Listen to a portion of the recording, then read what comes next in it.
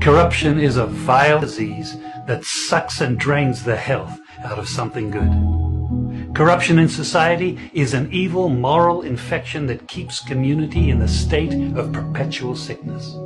Corruption is a moral virus. It's so potent it leaves its host sick, lethargic, and unable to realize and accomplish all that a well person can.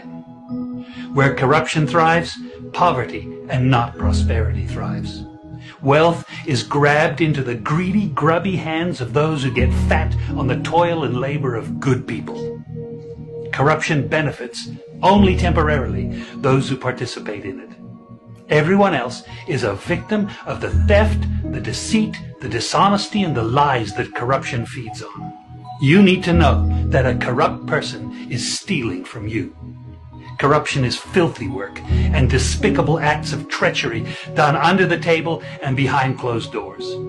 Corruption is a disgusting shame.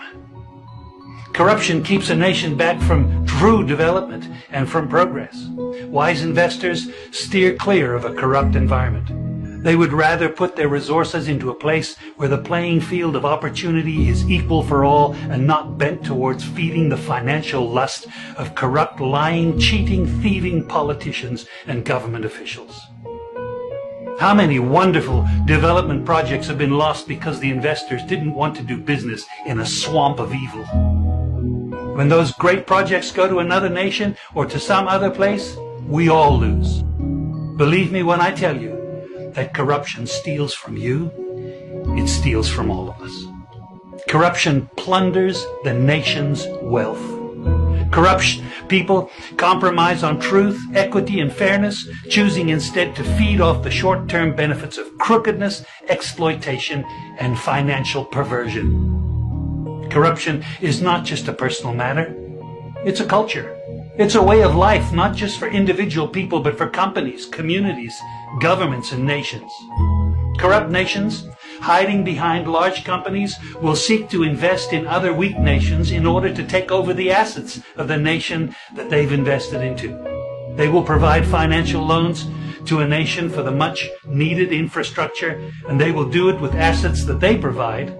They will sign contracts by lining the pockets of rotten government officials who participate in this kind of corruption and are then held hostage by their own deceit and greed. Corruption is nothing less than a form of theft and national robbery. A corrupt person steals from everyone in society. We all lose when corruption is rampant.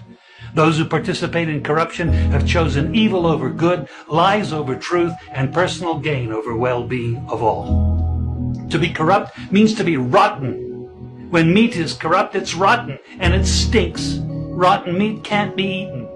When a person is corrupt, he's rotten and unfit for a place in the community.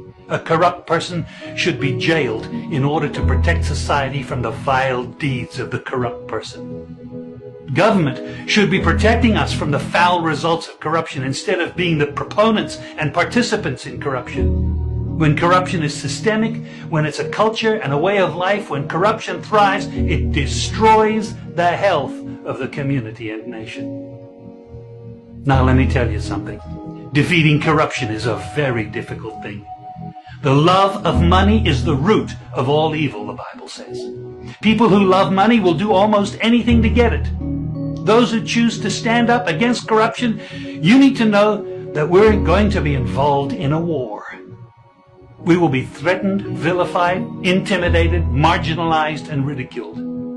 These kind of people who stand up against corruption will often feel alone, as if they are the problem instead of the solution. Corruption can only be defeated when enough people have had enough and decide to do something about it.